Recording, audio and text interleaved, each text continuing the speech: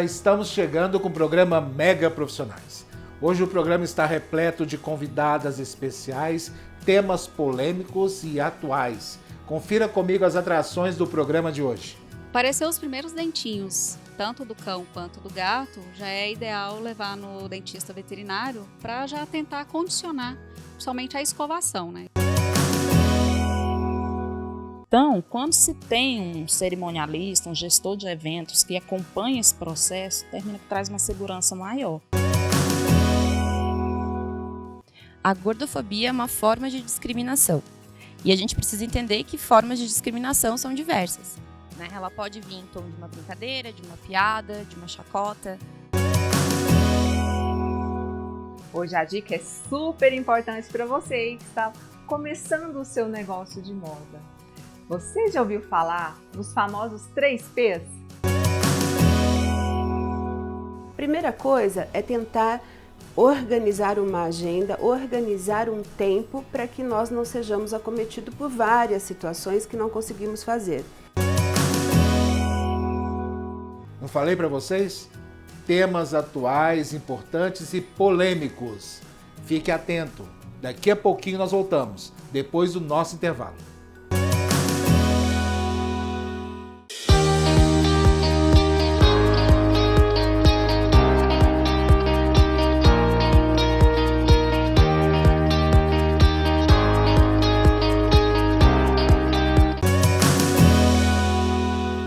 Já estamos de volta e agora o nosso quadro Espaço Pet na temporada 2023.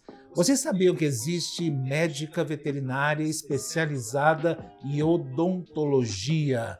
Exatamente. Infelizmente, muitos de nós só ficamos sabendo da especialidade quando precisamos, e quando precisamos justamente é numa emergência. E é isso que nós não podemos deixar acontecer. E para que isso não aconteça, hoje nós estamos recebendo aqui como convidada especial a doutora Paula Jorge, ela que é médica veterinária, especializada em odontologia veterinária de pequenos animais. Tudo bem, doutora? Seja bem-vinda aqui ao programa Mega Profissionais. Nós não podemos deixar isso acontecendo, doutora. Emergências, né? Isso. Então, obrigada pela oportunidade de estar aqui. E tratar da cavidade oral, hoje a gente tenta tratar a questão de tratar preventivamente, né? E não quando a doença já se instala.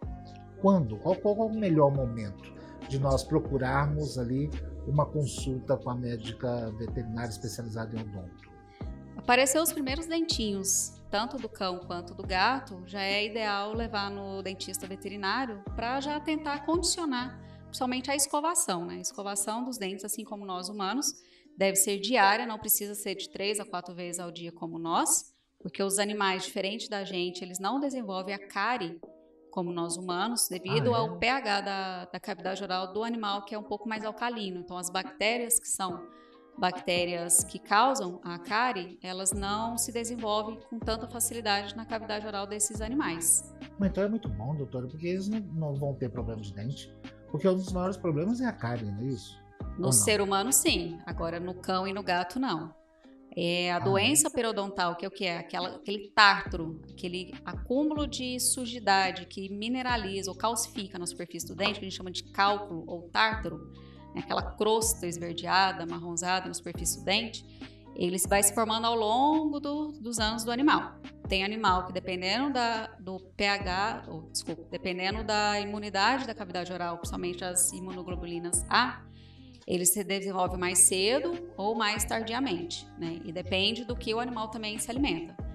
Petiscozinhos, bolo, pão de queijo ou comida mais macia tem maior predisposição a ter essa adesão na superfície do dente. E com o resto da saliva, o resto de comida tem maior predisposição a ter esse acúmulo de tártaro na superfície do dente. O problema maior não é o que está na superfície do dente, o que a gente enxerga quando abre a boca do animal. O problema da doença, ela se instala abaixo da gengiva, que é onde a gente não enxerga. E a gente só consegue realmente saber qual que é o grau dessa doença quando o médico veterinário faz as radiografias, igual faz a radiografia em dentista. Por quê? Porque eu vou conseguir enxergar e diagnosticar melhor qual é o dano que se causou abaixo da linha da gengiva. se tem comprometimento de osso, se tem comprometimento de gengiva, se tem comprometimento de ligamento, todas as estruturas que mantêm o dente na superfície, ou mantêm o dente na cavidade oral. O problema não é o que está, que a gente chama no sorriso do animal, né? Que a gente enxerga. O problema é lá embaixo. Pois é. Sente dor? O gato, o cachorro, sente dor de dente? Como que a gente... Porque é muito difícil quando o gato sente dor. Eu tenho gatos, sempre tive minha vida toda. Já tive, no total, já deve ter tido mais de 100 gatos, né? Agora, o gato quando sente dor, é muito difícil a gente identificar. Ele fica quieto, ou quando ele vai demonstrar essa dor, porque a coisa já ficou ali insustentável, né? Isso. Como que a gente vai saber que ele está com dor de dente? Depende muito de cada animal também. Como o animal é um bicho, né, ele age instintivamente, alguns animais, eles não demonstram ou dor justamente por não ser um alvo como presa, né? Instintivamente, isso na natureza, o animal frágil, ele é uma presa muito mais fácil. Então, alguns animais, eles não demonstram esse tipo de dor. Mas alguns animais é mais fácil a gente conseguir diagnosticar ou visualizar, porque ele para de comer, ou ele vai no potinho de ração, cheira e tá com fome, mas ele não consegue comer. Gato, principalmente, quando ele vai no potinho da ração, ele vai lá, mastiga alguns grãozinhos e sai correndo da ração. A gente fala que ele foge da ração. Isso aí é um sinal bem característico de dor no dente. Aí já é uma dor no dente. Porque no gato tem uma alteração que parece muito com a cárie. Antigamente, na literatura, se falava-se da cárie dos felinos, que o organismo começa a reabsorver o próprio dente e começa a formar um tecido de granulação de dentro do dente, de dentro para fora, como se fosse uma afta mesmo, lá dentro do dente. Então, qualquer coisinha que encosta nessa reabsorção, o animal sente dor, é como se fosse uma afta. Então, qualquer coisinha que encosta ali é aquela mesma dor da afta, né? Então, esse tipo de lesão que acomete principalmente gatos, a gente consegue ter um diagnóstico um pouco mais preciso, né? Mas algumas vezes o gato não demonstra, ele está lá comendo, a boca está sangrando, mas ele está ali comendo. Então, a questão realmente de condicionar sempre a abrir a boca do animal, sempre ficar olhando realmente a cavidade oral do seu animal. É muito difícil, principalmente porque na maioria das vezes o tutor ele vê o geral, né? Ele está olhando o animal está pulando, está brincando, está interagindo, está tudo bem. O animal começa a emagrecer, a gente já fica um pouquinho preocupado. Emagreceu demais, já corre para o veterinário, né? Então a gente já preocupa alguma dor. E por último, o último dos casos é que vai se preocupar realmente com os dentes ou com a boca, né? Eu falo porque eu sou tutor e conheço vários outros, né? E várias outras também. E a maioria, às vezes até não tem tempo, às vezes, para parar e entender isso, né? E a nossa função aqui é justamente essa, né? Levar em consideração essa questão. E, inclusive, eu gostaria de dividir com você essa experiência que eu tive. Eu conheci a doutora Paula através de um dos meus animais. Eu sempre tive um gatinho que ele sempre incomodou muito a questão da boca. Eu sempre busquei vários tratamentos com vários outros veterinários, né? E eu pensava que era um maxilar ou a mandíbula, alguma coisa estava incomodando ele ali na boca. Ele comia alguma coisa e ficava incomodando, como se tivesse entrado um alimento, um buraquinho errado, né? E aí foi que uma veterinária me indicou, olha, conversa com essa odonto veterinária aqui que ela talvez ela pode te ajudar, né? Foi aí que eu conheci a doutora Paula e ela diagnosticou o gatinho, né? Só que o gatinho já tá numa situação um pouco complicada, tá com anemia e vai precisar operar. Isso. É isso? Porque o gato não tem condições de fazer um tratamento, sentar, por exemplo, fazer um tratamento com ele, que não vai ficar com a boca aberta, justamente. Né? Tem que ser um procedimento cirúrgico. Isso. Normalmente, assim, igual o seu gatinho, que a gente observou aquele dia, ele tem uma doença periodontal um pouco avançada e tem a reabsorção dentária que eu falei anteriormente. Então, ele tem essas duas alterações na cavidade oral, tá? Então, assim, tem gato que ele pode ter 3 alterações na cavidade oral. A doença periodontal, que é essa que destrói todas as estruturas que mantêm o dente na cavidade oral.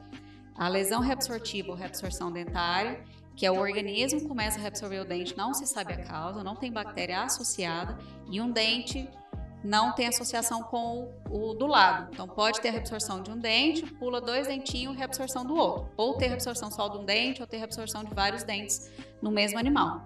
O complexo gengiva estomatite, o organismo do animal, ele responde a uma inflamação muito exagerada. Então, começa a formar tecido de granulação, principalmente lá no fundo da garganta, que a gente chama de arco glossopalatino. E infelizmente, o único tratamento que se tem é a extração de todos os dentes que estão atrás dos caninos. Então, todos os premolares e molares, eu faço a extração. E a depender do gato, alguns animais também são refratários. Por mais que eu tire todos os dentes, até 20% dos gatinhos, eles podem ser refratários e não responder ao tratamento. Então, a gente tem que condicionar ele primeiro, igual do seu gatinho. Primeiro tem que melhorar essa condição fisiológica dele para ele ser submetido a uma anestesia. A anestesia na odontologia veterinária não é uma anestesia muito profunda, porque eu não vou abrir cavidade abdominal, não vou abrir cavidade torácica. Eu só preciso que o animal esteja quietinho para eu poder fazer a cirurgia na cavidade oral. E a depender se vai ter extração ou não, a anestesista faz os bloqueios igual faz no dentista. Então a gente consegue manter o animal o mais superficial possível, mas ele fica quietinho, sem sentir dor, e eu consigo fazer a cirurgia. E infelizmente algumas vezes assim, não é igual no dentista, que a gente vai lá no dentista e ele trata um dente. O meu paciente eu tenho que tratar todos os dentes de uma vez. De uma vez só. O gato tem 30 dentes permanentes, o cachorro tem 42.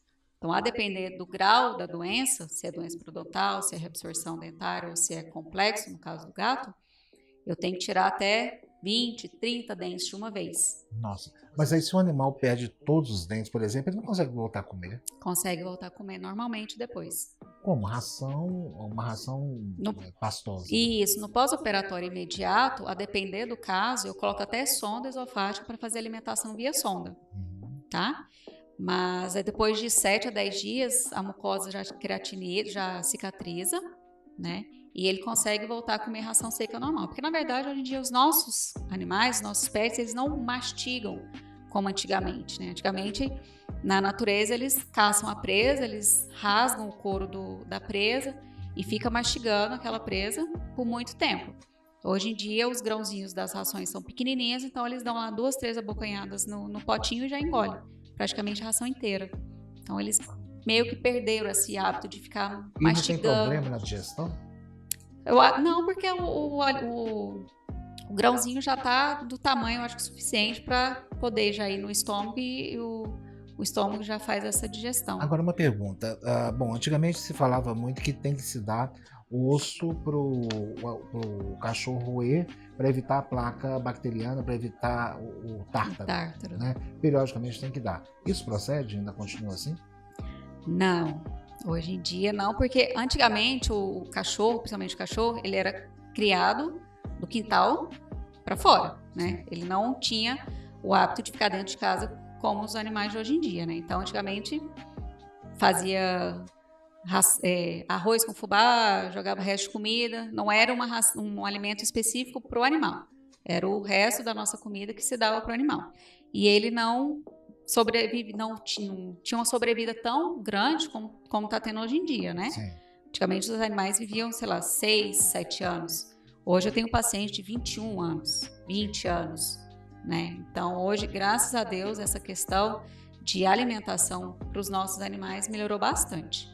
E infelizmente, dar osso para o animal tem o risco de fraturar os dentes e tem risco também de fazer perfuração no estômago, intestino. O meu cachorro, quando eu estava na residência, eu tive que operar ele, porque minha mãe deu osso de galinha para ele. E ele triturou tanto o osso que obstruiu 2 porções do intestino. Aí eu anestesiei, o meu colega fez a cirurgia, teve que abrir em 2 pontos do intestino dele. Então, né? Então, presta atenção, hein? Evitar esse tipo de alimentação para o seu pet aí, muito cuidado. E como é que a senhora identificou que ele estava com obstrução, perfurado? Eu vi que ele estava tendo um emagrecimento progressivo, ele comia, mas na hora dele tentar defecar, ele fazia a postura de tentar defecar e não conseguia. Obstrução. Aí fizemos o raio-x que observamos 2 pontos de obstrução no intestino. Mas é interessante a gente ouvir isso, né? Só podia voltar aqui outras vezes pra gente conversar mais. Uma pena que a televisão passa muito rápido, o tempo, né? Mas o assunto requer a gente voltar mais e conversar mais a respeito. Teria a maior satisfação em poder voltar. Ok. Muito obrigado. Eu conversei aqui com a doutora Paula Jorge, médica veterinária especializada em odontologia veterinária de pequenos animais. Muito obrigado, doutora Paula, e nós voltamos já, depois do nosso intervalo.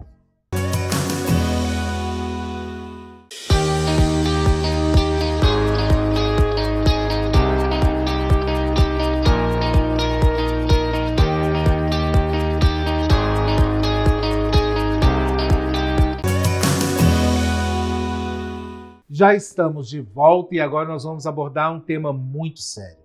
Nós temos recebido directs de vários internautas pedindo para que nós pudéssemos abordar o assunto sobre os calotes que as turmas de medicina têm recebido em todo o país ultimamente. Inclusive várias noivas aí preocupadas, né, com o casamento, o que elas podem fazer para evitar, para tentar pelo menos não passar por situações semelhantes que essas turmas estão passando.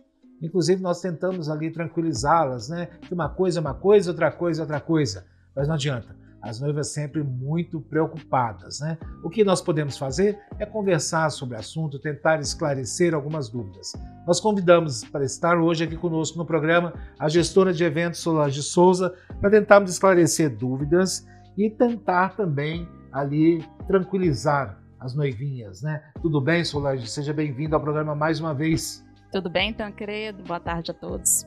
Muito Solange, bom. as noivas estão preocupadas, né? E não é por menos, né? Os calotes aí das turmas de medicina em todo o país, né? Ou elas estão sendo ali lesadas pela própria aluna da turma ou por ali empresas, né? Que são especializadas em realizar essas grandes festas, né? Qual que é a dica que você dá? Primeiro a gente tem que separar empresas que fazem formaturas e casamentos.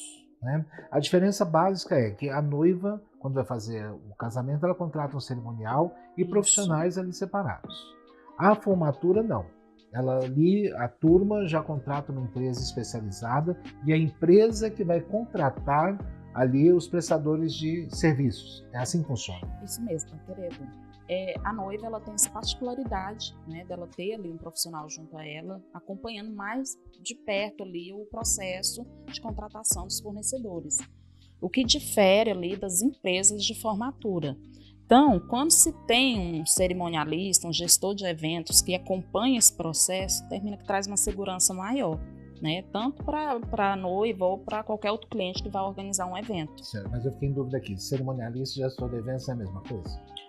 Nem sempre, porque o gestor de eventos, ele tem uma formação específica para isso, né? Difere um pouco do cerimonialista, apesar dos dois andar ali rente um ao outro, tá? Mas tem a questão da formação, que eu já tenho curso específico para, né, o gestor ali se qualificar, se formar, e geralmente é uma graduação mesmo, que aí entra a parte técnica do evento. O cerimonialista, apesar de ter toda uma expertise, né, nem sempre ele busca essa qualificação. Ele pega ali alguns cursos que são mais paralelos. Entendi. Eu achava que era a mesma coisa. Né? Não. Agora, quando se fala em gestor de eventos, é eventos de uma forma geral. Quando se fala em cerimonialista, geralmente a gente fica muito ali em eventos sociais, não é isso? Isso. Mas também tem aquele cerimonialista que ele abrange um tipo de evento ali, às vezes mais corporativo, tem uns também que atende a área de formatura, por questão da prática, né, a experiência adquirida a longo tempo. Uhum. Porque a diferença ali do evento é a questão do protocolo, né, a execução. Ali o processo de contratação é basicamente que os mesmos. É você fazer levantamento, trazer uma orientação, checar as empresas, como que elas estão no mercado. Então a diferença mesmo é a questão do olhar técnico, da formação. Certo. É isso que difere um do outro. Certo. Então vamos do começo, né? Que fica mais fácil para a gente entender. A noiva vai casar. A gente sabe que quando ela decide casar, geralmente com um ano de antecedência ou mais, né? Tem as suas exceções ali, que às vezes decide casar em 6, 8 meses, 9 meses, enfim. Mas a maioria é de um ano a mais. E começa a planejar um casamento, que uma festa de casamento não é barata, né? Uma grande festa não é barato.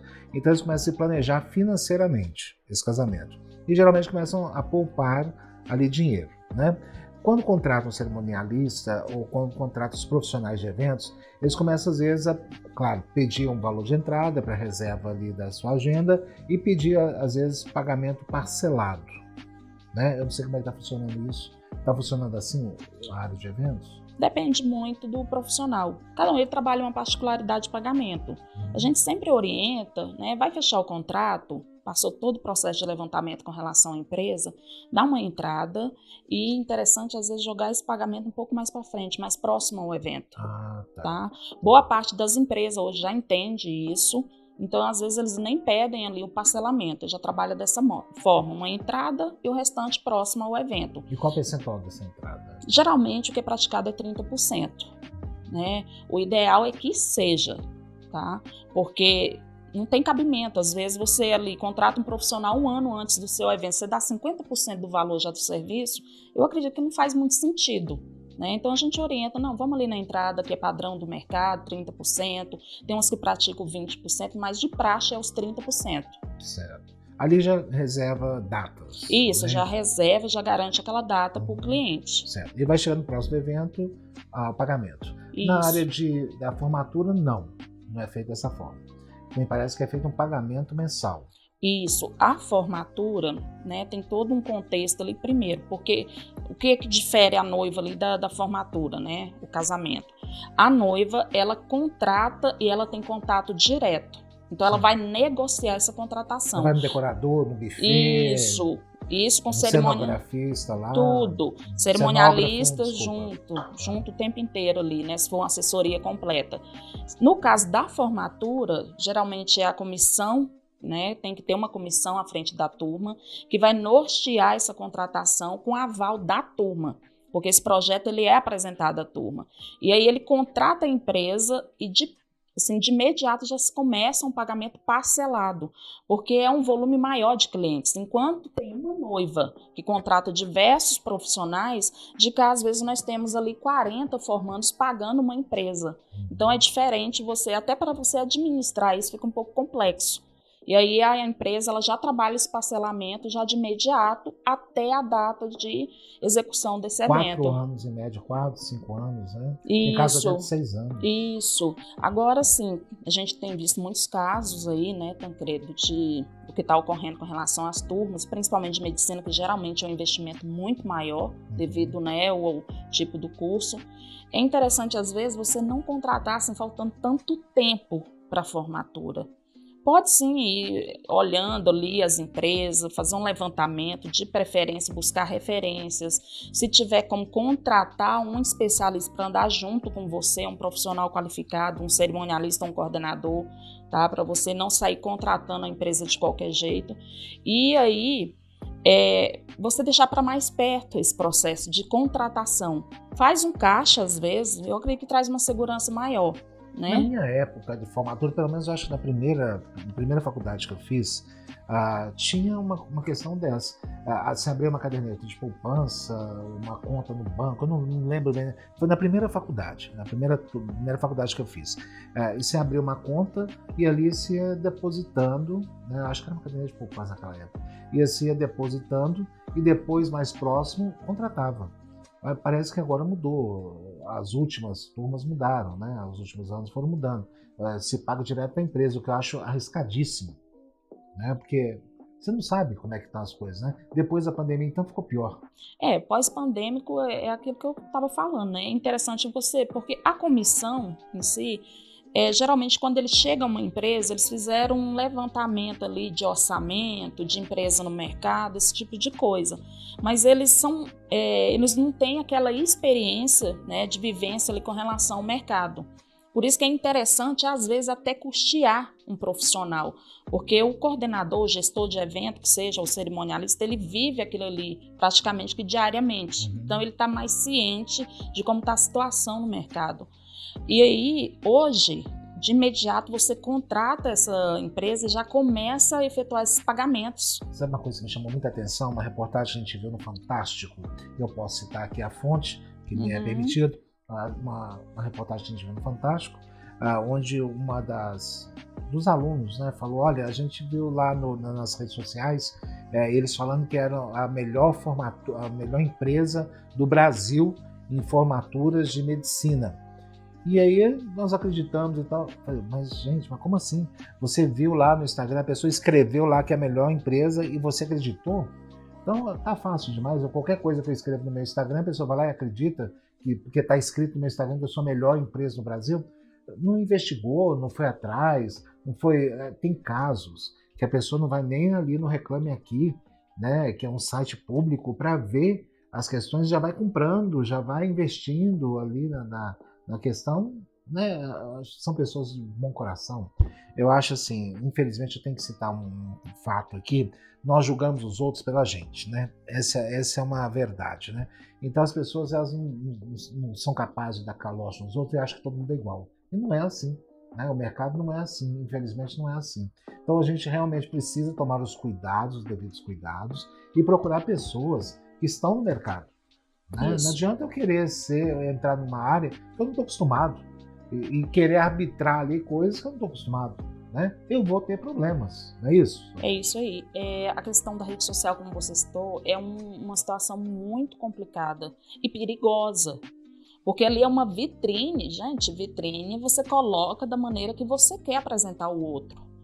Né? Então, assim, não é por uma imagem, não é por um vídeo que você vai contratar serviço. Você tem que ir atrás, né, e ver como que está aquela empresa que vai te prestar o serviço. Fazer levantamento, às vezes em Procon, questão de processo, sites, referência, tudo isso você tem que checar. E principalmente checar se tem um local físico onde essa empresa funciona. Quanto tempo ela funciona ali. Porque também para você locar um imóvel, né, amanhecer e não anoitecer também é fácil. Então, buscar esse tipo de situações para trazer uma segurança maiar. Tem muita gente que contrata só pelo que vê na internet. Você citou um fato aí que eu sei, inclusive aqui em Goiânia, eu não posso citar o nome, mas teve um caso, né, de uma empresa que locou uma mansão em Goiânia, fez um show fabuloso de lançamento, uma coisa assim do outro mundo, né? Para aquela época, aquele momento, né? E foi uma coisa assim fantástica. Depois de 45 dias fechou. É desse jeito. Sumiu, desapareceu, né? É o trem mais impressionante do mundo. Foi uma coisa assim meteórica, né? E o proprietário, né? Assim com uma soberba incrível, né? De limousine e tal. Eu achei aquilo meio faraônico, né? Mas eu falei, não, faz parte do show, né? Deve fazer parte do show ali. E todo mundo ficou muito encantado. Muita gente investiu ali, né? Depois desapareceu. Sumiu, né?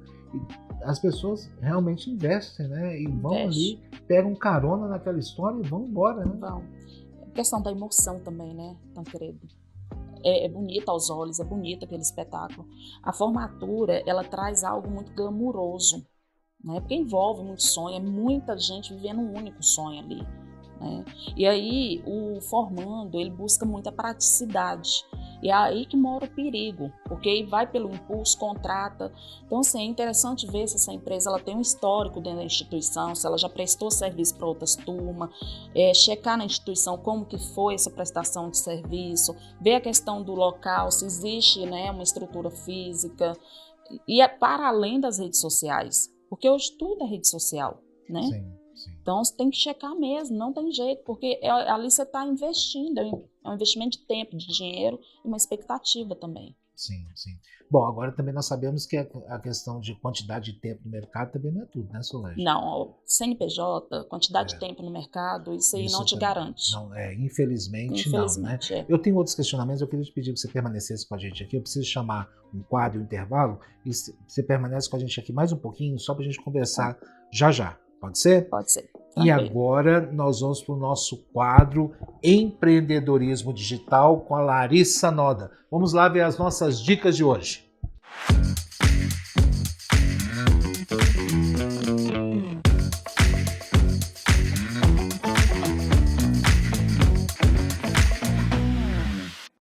Oi, Tancredo! Hoje a dica é super importante para você que está começando o seu negócio de moda. Você já ouviu falar dos famosos 3 P's? Produto, preço e público-alvo. A partir do momento que você encontrar essas 3 palavras e entender que você precisa do seu público certo, fazer a sua compra certa, que é o seu produto, com o preço que o seu público vai pagar, você vai ter um negócio de sucesso. Você já vai começar ele de forma assertiva. E então, você quer aprender como fazer isso funcionar? Então, fiquem atentos às nossas próximas dicas no próximo programa.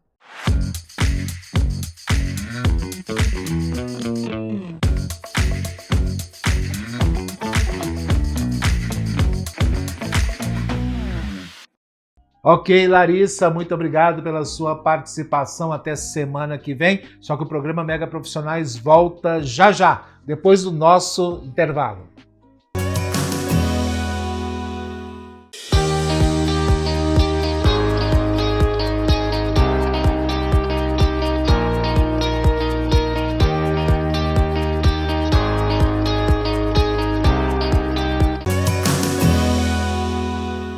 Já estamos de volta e para você que acabou de chegar, nós estamos conversando sobre os calotes recentes que várias turmas de medicina receberam em todo o Brasil. Muita gente preocupada, principalmente as noivinhas que entraram em contato conosco e pediram que nós abordássemos sobre esse assunto aqui no programa. Hoje nós estamos recebendo a gestora de eventos, Solange Souza, e estamos conversando justamente sobre esse assunto. Nós conversamos no bloco anterior falando sobre o que nós podemos fazer para evitar esse tipo de situação semelhante ao que aconteceu com as turmas de medicina. Inclusive, antes de entrar no intervalo comercial, nós estávamos falando que não é garantia para ninguém a questão das empresas que já estão sediadas há muitos anos no mercado, né, que tem ali uma aparente situação de estabilidade, né, Solange? Infelizmente não é o caso, né? Essa questão da estabilidade, tempo de mercado, CNPJ, era algo que, assim, que era muito solicitado, né? Trazer uma boa imagem para a empresa e hoje não é o suficiente, então, querido, não é. Realmente aquelas situações que a gente vinha colocando. É buscar antecedentes dessa empresa junto à instituição, no que se trata de formatura, se ela já prestou serviço em alguma turma, como que foi, o relacionamento dela com a instituição, se não tiver, às vezes buscar em outras instituições ou até mesmo fazer um levantamento de fato. Você vai ter que investigar a empresa. Investigar mesmo, porque está muito recorrente, né, essa questão de calote, esse tipo de coisa, está ocorrendo muito. Então, assim, deixou de ser seguro, né, a questão do tempo da empresa e o CNPJ ou qualquer outra coisa. É tomar cuidado mesmo, fazer um levantamento geral. É uma situação meio complicada, né? E uma coisa que você falou no bloco anterior, que eu acho também bastante relevante, nós repetimos aqui, é com relação ao último evento que fizeram. Né? Qual foi o último evento que essa empresa fez? Como que foi esse último evento? Que às vezes ela pode ver o último evento, foi lá em 2018, né? E por que ficou tanto tempo sem fazer eventos, né? 2022, né? Por que isso aconteceu? Essa lacuna grande aconteceu? Eu acho que é importante também levar em consideração essa questão. Agora, o que eu acho ainda muito arriscado, Solange, é uma opinião minha, você contratar um profissional para gerir todos os outros colaboradores ali que vão estar no evento. Eu acho isso muito arriscado, porque você coloca o dinheiro na mão de uma pessoa só, para ela contratar todos os outros, para não acontecer o que acontece hoje, né? Que ali você vai chegar para o buffet fala, não, eu não recebi, eu não vou trabalhar porque eu não recebi. Aí você chega para o decorador e fala, não vou trabalhar porque eu só recebi 20% do valor. E aí? Né? Fica muito difícil. Eu conheço casos, eu não sei se ainda está acontecendo isso, mas eu conheço casos de cerimoniais também que fazem pacotes, né? Olha, isso. Você me paga o valor de tanto que eu te entrego a festa pronta. Isso. Com decorador, com buffet, com tudo, né? Eu acho isso muito arriscado, né? Porque se der alguma coisa errada, foi todo o dinheiro daquela pessoa, né? E tem pessoas ali que são pessoas que lutaram muito para aquele casamento acontecer. Né? Tem pessoas de economia. Uma vez eu quando cerimonial, que eu já fui cerimonial, você sabe disso, muita gente já sabe disso também. Eu fiz um casamento para um senhor, uma filha de um senhor, né? Que ele chegou para mim e me entregou um pacote de dinheiro, né? E tinha moeda e tudo, né? Eu falei, eu não estou entendendo por que você está me entregando esse dinheiro. Não, isso aqui é todo o dinheiro que eu tenho. Então você faz o casamento para minha filha. Eu falei, não, você não tem que trazer para mim, você tem que pagar pro decorador, pro buffet, né? E tudo. É muito humilde, né? E ele falou assim, não, você faz isso para mim, porque eu não entendo nada disso. Eu falei, não, o senhor vai fazer, eu vou acompanhar o senhor. Então, se eu não quer colocar o dinheiro no banco, não quero, eu quero pagar em dinheiro. Tudo bem, não tem problema. Então nós vamos lá, eu vou acompanhar o senhor e o senhor vai fazendo isso, né? Ele pegou todas as economias dele, depositou tudo para fazer esse casamento. Eu fiz questão de ir com ele e tudo, né? E ele era um empresário, um microempresário, que tinha uma loja de frios, né? Hoje é um grande empresário, tem loja de frios, eu fiz o casamento da filha dele, ficou extremamente feliz e tudo. Mas você imagina, se fosse um mau caráter, né? Pegasse o dinheiro dele todo, fizesse... Enfim, é muito, muito sério uma questão dessa, né? As pessoas depositam o sonho delas ali, né? Eu acho muito arriscado. Me desculpe, você que trabalha com isso, faz esses pacotes, né? Mas eu acho muito sério essa questão, né, Solange? Se apostar em uma pessoa só para fazer tudo. A questão do pacote, nós temos os profissionais, se você for olhar mesmo de perto, as empresas de formatura elas fazem isso. Você coloca tudo que você tem na mão de uma única pessoa para administrar todo o processo. Se der problema ali de qualquer forma, você perdeu todo o evento. Tudo. Né? Então, assim, a gente sempre pede para que tem gente que gosta, vê a praticidade. Se for o caso, não, eu faço questão do pacote porque eu quero deixar que alguém tome a frente, não faça o pagamento todo de uma vez. Dê ali um sinal e mais próximo ao evento, faça o restante do pagamento, faça visitas, verifica, faz um levantamento, se estão sendo contratados, entre em contato com essas empresas para ver se, né, a pessoa responsável realmente fechou esses contratos, né, se está tudo ok, tudo agendado, e é a melhor forma de você se resguardar caso queira, né, contratar realmente um pacote. Então, assim, você tem que tomar essas precauções para você não ter um problema maior lá na frente. Tem pessoas que ficam até com receio de fazer isso, sabia? Isso. São pessoas humildes que ficam com medo de, se eu perguntar, às vezes eu vou ferir aquela pessoa vai ficar chateada comigo, que ela achar que eu estou duvidando dela. Não é uma questão dessa, né? É uma questão transparente, que eu acho que até o outro profissional tem que deixar o cliente dele à vontade para isso, caso ele queira. E se realmente for um trabalho sério, vai deixar transparência, vai deixar telefones, vai mostrar os profissionais que ele está contratando, né? E vai deixar tudo às claras. Eu acho que é bom para os dois lados. Isso. Geralmente, né, a pessoa, quando ela tem, né, um bom caráter ali, trabalha de uma forma honesta, ela vai facilitar a comunicação do cliente com os demais fornecedores, se for o caso de um pacote ou qualquer coisa que seja. Eu sempre levo comigo o seguinte: se um serviço que eu estou contratando começar a me dar trabalho no atendimento, dificultar a comunicação, ali para mim já basta. Porque já ali de início já está dificultando algo, como que vai ser no decorrer do processo até a execução do evento? Exatamente. Né? Então isso aí também são sinais, gente. De alguma forma vai te é deixar sinais. É a minha opinião. Entendeu? Se no início a coisa já não fluiu ali bem, esquece, descarta, porque não vai melhorar, né? A coisa aí só tende a piorar mais, né? E orar para Deus, né? Eu acho que Deus orienta tudo, a gente sempre mostra tudo, e quando a gente resolve ali bater de frente, a gente sempre quebra a cara, né? É desse jeito. Solange, muito obrigado pelo seu tempo, muito obrigado pelo seu carinho, pela sua dedicação e principalmente por nos ofertar todo o seu conhecimento aqui sempre, né? Sempre quando nós pedimos a você. Gratidão, viu? Sucesso Obrigada. pelo seu trabalho, que você possa emprestar esse conhecimento para vários clientes, né? Que eu sei que muita gente ali busca a sua ajuda, busca o seu socorro aí, né? Nos ajude a fazer eventos sempre, né? Parabéns. Com certeza, de forma segura. De forma segura. Parabéns. Obrigada. Muito obrigado, tá? E nós voltamos já, depois do nosso intervalo.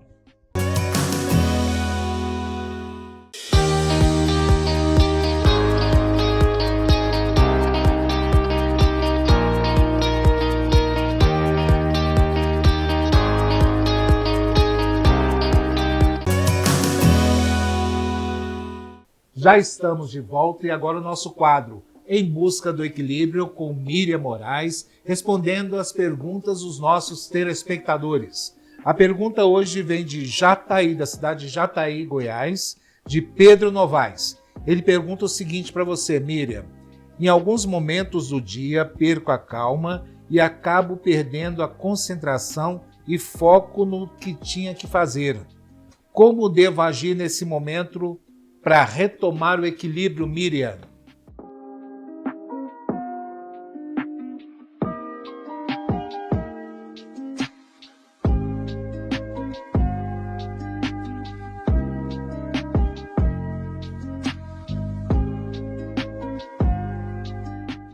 Olá, Tancredo, que prazer estar aqui de novo podendo falar com vocês e respondendo a sua pergunta. Muitas vezes nós fazemos isso por um excesso, um acúmulo de coisas a serem feitas. A primeira coisa é tentar organizar uma agenda, organizar um tempo para que nós não sejamos acometidos por várias situações que não conseguimos fazer. Mas estamos lá no meio do trabalho, no meio do dia, e aí de repente eu me sinto meio desfocado. É muito claro e fácil resolver essa questão assim. É muito rápido resolver essa questão. Levanta, toma uma água, dá uma volta e retoma na sua posição de trabalho, caso você esteja no local de trabalho, mas tentando buscar uma outra alternativa de olhar, de visão para aquele trabalho, mesmo que seja um trabalho repetitivo. Muitas vezes a forma com que nós estamos olhando para a questão é que nos faz perder o foco. Interessante isso, né? Porque se eu estou olhando para algo, eu deveria estar focado, mas não, muitas vezes o meu excesso me faz desfocar. Quando eu olho com mais tranquilidade, quando eu respiro um pouco, com certeza as coisas voltam. Claro, teremos outras possibilidades, mas nesse momento eu espero que eu tenha respondido a sua pergunta e torço para que você consiga trazer esse equilíbrio. E continue mandando mensagens, continue mandando perguntas, é sempre um prazer estar aqui com vocês respondendo tudo que vocês perguntam e vamos aprofundando a cada quadro. Tá com você, Tancredo.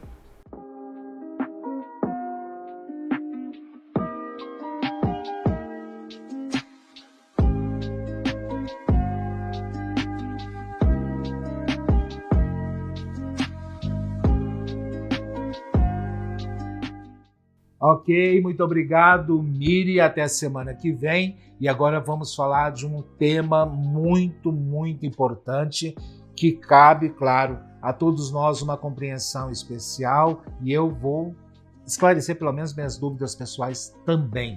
Vamos falar de gordofobia. A nossa convidada é advogada e pesquisadora, especialista em diversidade e inclusão, doutora Caroline Vargas Barbosa.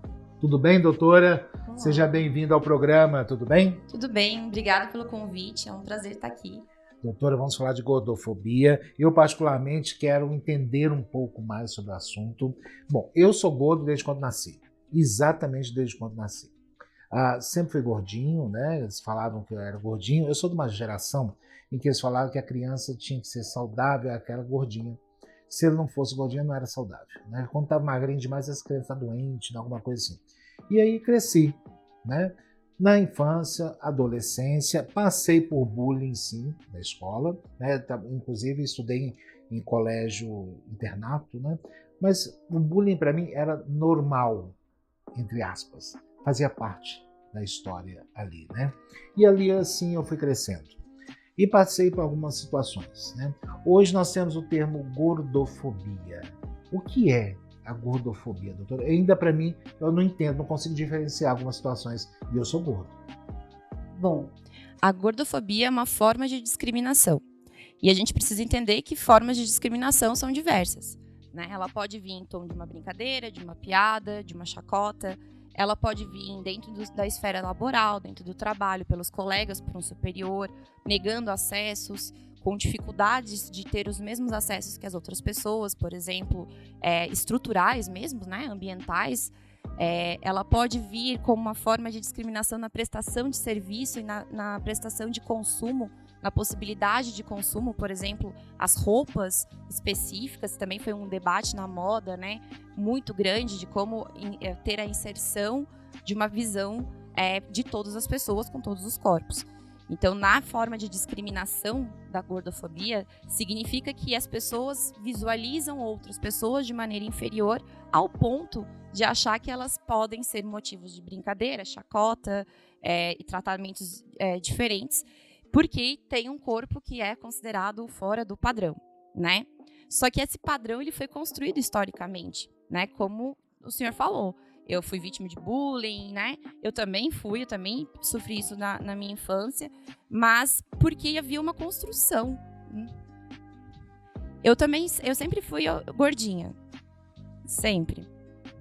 Sempre tive problemas na minha família, tenho casos de obesidade mórbida, e aí a gente sabe que são questões de saúde, né? Que às vezes são genéticas. É uma doença. É uma doença. E a gordofobia é tratar isso como uma forma de desprezo do outro ser humano. Porque eu vim também de uma geração, né? Eu sou de 87, eu vim de uma geração em que fazer piadas sobre o corpo das outras pessoas, sobre as condições biológicas das outras pessoas, era algo que a gente achava que era natural. Só que isso marcou os seres humanos, né? Marcou gerações. Trouxe marcas de registros históricos mesmos de como vão se relacionar. As pessoas mudam, a sociedade muda. Hoje a gente já tem uma concepção muito maior de que você não pode causar uma dor no outro. Não faz sentido você fazer isso. Você opta por machucar o outro ser humano. Você opta por negar o direito ao outro ser humano. Pois é, nós precisamos entender um pouco mais, né? Igual, por exemplo, a Preta Gil, ela é pioneira em diversas situações, principalmente ligadas à gordofobia, né? Recentemente, ela relatou um fato que ela nunca tinha falado antes, que foi com o Silvio Santos, né? Que ela esteve lá no programa do Silvio Santos e tudo, no camarim. Ele chamou ela para ir no camarim, ela foi toda feliz.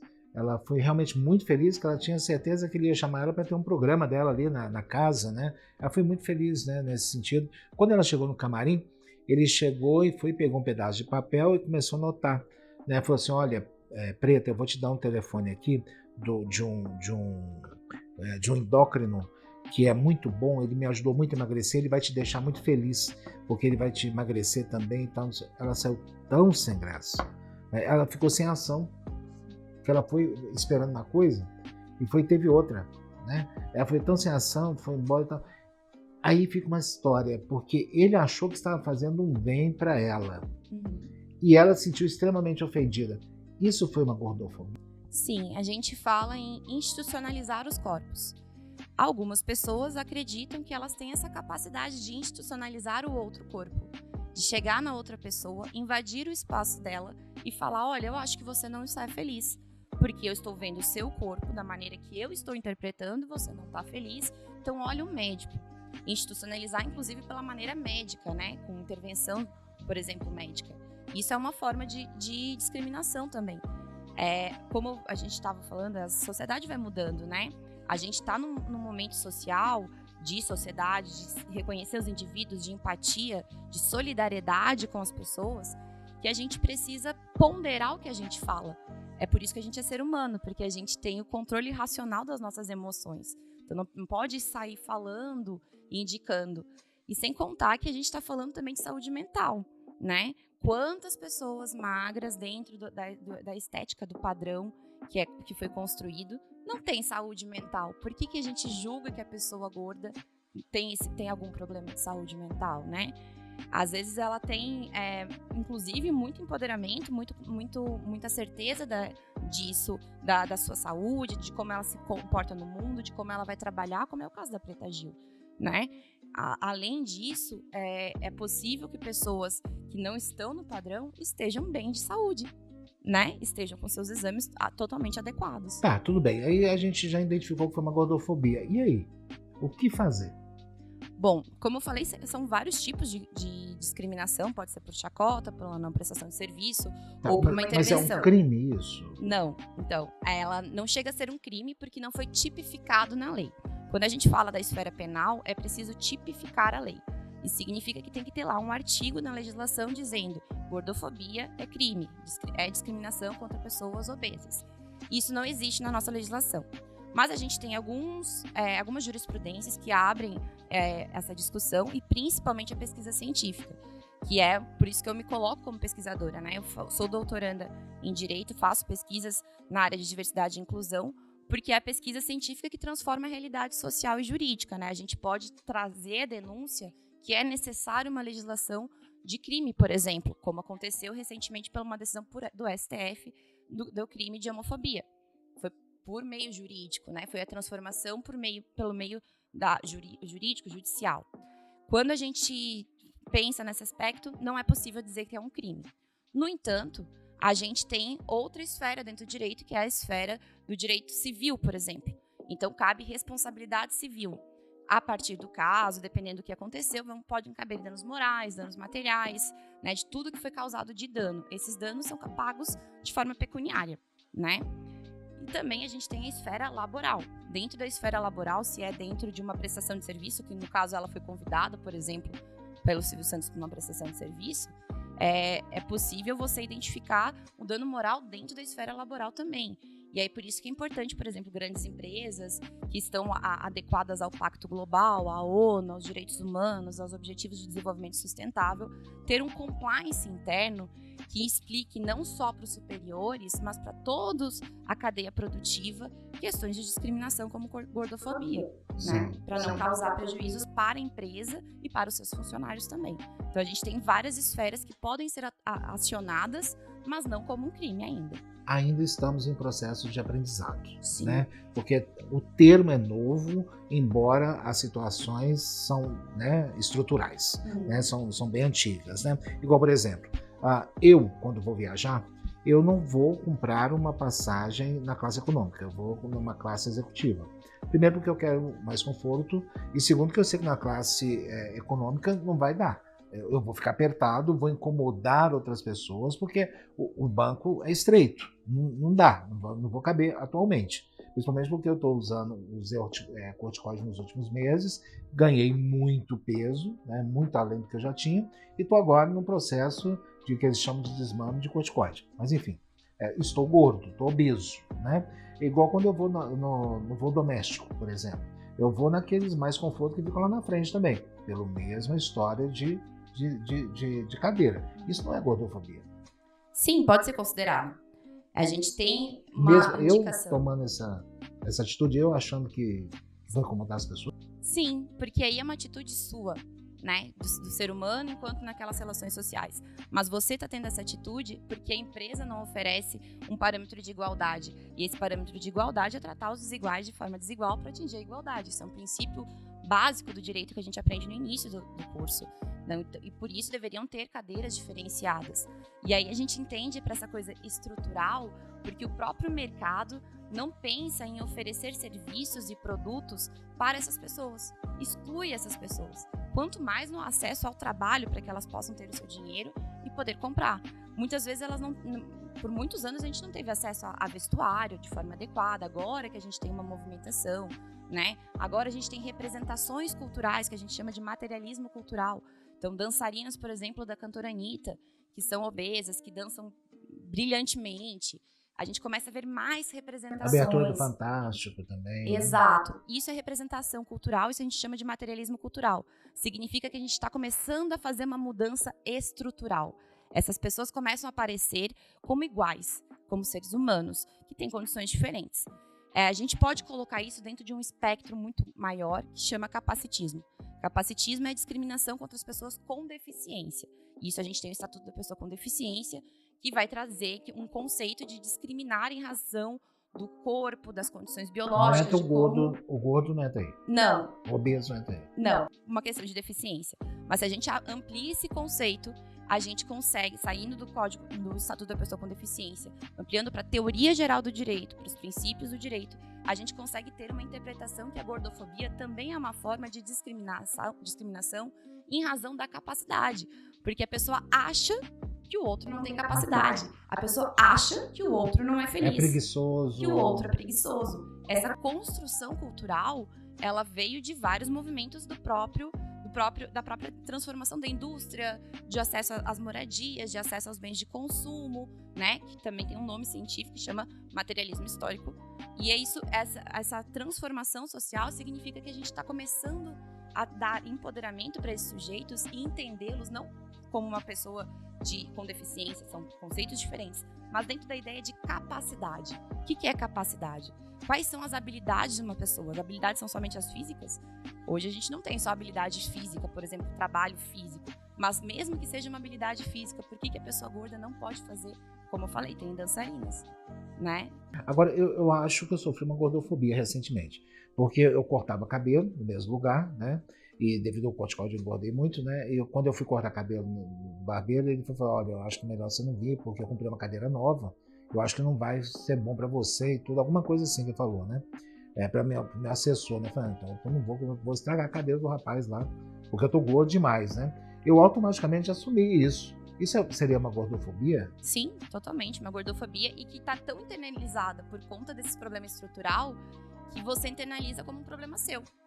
como você tem que mudar o lugar de ir, ou você deixa de ir, ou você compra uma coisa mais cara, porque a gente tem que pensar que nem todo mundo na sociedade vai conseguir fazer isso, né? Por conta do acesso aos bens de consumo, ao dinheiro, ao trabalho. Então, isso é uma coisa que você internalizou como você sendo o problema. E é uma das grandes questões da gordofobia. A gente começa a tirar o eixo do próprio sujeito. O sujeito não é um problema. O problema é a sociedade que o rejeita. Isso é muito sério, porque eu sempre falo que o gordo não é aqui, né? E quando ele começa a sofrer isso, vai ficando pior a situação aqui, ele vai ficando mais gordo ainda, né? Porque a ansiedade vai duplicando mais. Isso é muito sério. Sim, sim. Eu sofri algo parecido quando eu fazia estágio.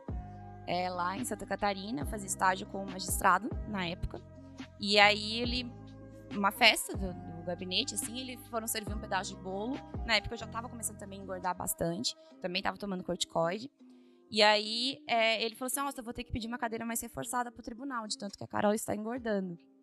Eu lembro que eu cheguei em casa, assim, transtornada com essa informação, uma estagiária, né, começando o curso de Direito. E depois eu fui me encontrando em vários momentos, mas isso a gente internaliza tanto que muitas vezes a gente não consegue nem se colocar no mundo como uma pessoa gorda, né? Antes eu falei assim, eu sempre fui gordinha, né? Porque eu também tenho essas limitações, né? Não é porque eu estudo e debato sobre isso e vou para a rede social falar sobre diversidade e inclusão que está tudo totalmente completo para mim, o ciclo do empoderamento. Eu também às vezes uso o termo diminutivo, por exemplo, gordinha, gordinho, como uma forma menos pejorativa, só que ser gordo não é pejorativo. Então é um trato, inclusive, individual, porque a gente internalizou. Quando eu fui no Jô Soares pela primeira vez, eu fui no Jô Soares umas 5 vezes mais ou menos. Quando eu fui na primeira vez no Jô, ele falou, olha, você é gordo. Eu falei, é a primeira vez que a pessoa me chama de gordo, porque sempre me chama de gordinho. Eu falo, não, eu não sou gordinho, eu sou gordo. É a primeira vez que a pessoa me chama, ele falou exatamente isso. Nós somos gordos, nós não somos gordinhos. Porque gordinho é pequeno, coisa pequena, nós somos gordo. Ele brincou e tudo comigo e tal. Eu sempre falo isso para as pessoas, né? Eu nunca fui gordinho, eu fui gordo, sempre fui gordo, né? Hoje eu sou obeso, né? Por quê? Porque realmente eu ganhei muito peso, estou fazendo um tratamento, enfim, volto ao meu peso em breve, né? Agora uma coisa que me chamou a atenção foi você defender gordo e você não ser gorda, né? Quando você chamou aqui, eu falei, como é que ela vai conseguir isso, né? Porque é difícil você defender uma causa sendo que você não viveu ela, né? É entender aonde você habita atualmente, né? Eu habito um corpo hoje um pouco mais magro, mas que eu já tive várias situações de gordofobia, em vários tipos de relação. Na relação do trabalho, porque as pessoas às vezes acham que a pessoa gorda ela é desleixada, né? Ou que ela é preguiçosa. Em relações afetivas, com relacionamentos, né? De tratos. É uma dificuldade que se tem de entender que as pessoas coabitam. Nós estamos coabitando o estúdio aqui, né? Então elas coabitam com o seu corpo, com aquilo que elas têm para oferecer, com aquilo que elas têm de habilidade. E há uma relação nisso que há uma interferência muito grande, principalmente agora em redes sociais, né? De interferir na vida e na existência e como a outra pessoa está habitando. Como se tivesse uma intimidade, como se alguém tivesse perguntado. Isso é uma retração, talvez, social, da gente ter que reaprender a conviver em sociedade. Espero que a senhora volte aqui mais vezes para nós abordarmos esse assunto, que ele é vasto, né? E merece aqui nós voltarmos a conversar sobre. Tá bom? Muito obrigado. Muito obrigado. Muito obrigado também a todos vocês que nos acompanharam aqui no nosso programa Mega Profissionais. Um programa que é feito com muito carinho, com muita atenção e muito cuidado para todos vocês. Esperamos todos aqui na semana que vem. Fiquem com Deus.